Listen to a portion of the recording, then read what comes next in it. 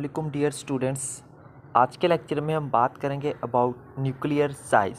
Students, last कुछ lectures में हमने एटॉमिक न्यूक्लियस के बारे में डिस्कस किया था, फिर उसकी प्रॉपर्टीज़ को डिस्कस किया था। साथ में जो है वो हमने न्यूक्लियर मैस और न्यूक्लियर ग्रुप्स को भी हम स्टडी कर चुके हैं। तो आज के लेक्चर में हम बात करेंगे अबाउट न्यूक्लियर साइंस। स्टूडेंट्स, ये छोटे छोटे से लेक्चर्स हैं जो कि न्यूक्लियस से रिलेट करते हैं, इसलिए जो है वो हमें न्यूक्लियर क्योंकि हम न्यूक्लियर फिज़िक्स पढ़ रहे हैं तो हमें न्यूक्लियस के बारे में ईच एंड एवरीथिंग का अच्छे से पता होना ज़रूरी है, तब हम अपनी मेन लेक्चर सीरीज़ के तरफ जाएंगे। ठीक है, तो उसी टर्म्स को बढ़ाते हुए आज के लेक्चर में हम बात करते हैं अबाउट न्यूक्लियर साइंस। तो यहाँ से इसको स्टार्ट करते हैं न्यूक्लियर साइंस को।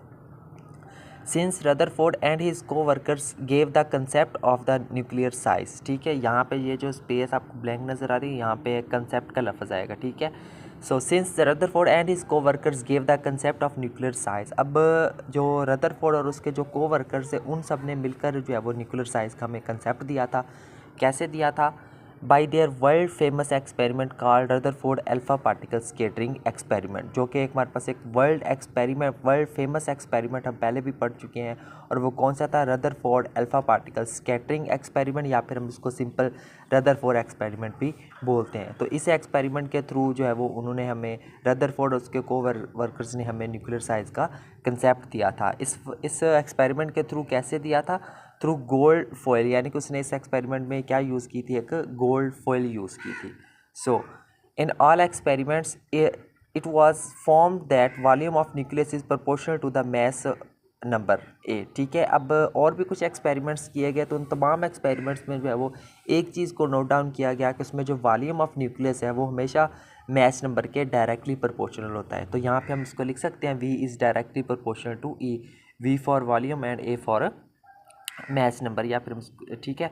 सो यहाँ से हम जानते हैं कि वॉल्यूम का जो फार्मूला होता है वो किसके बराबर होता है? V is equal to 4/3πr³ के बराबर होता है। बिल्कुल होता है। ठीक है, तो वॉल्यूम की जगह पे हमने इसकी ये वाली वैल्यू को रिप्लेस कर दिया। ठीक है, अब नेक्स्ट यहाँ पे देखें, अगर हम क्योंकि हम एटॉमिक साइज़ की बात कर रहे हैं तो यहाँ पे हम जस्ट R की वैल्यू को ले लेते हैं। तो r³ किसके बराबर आ रही है हमारे पास?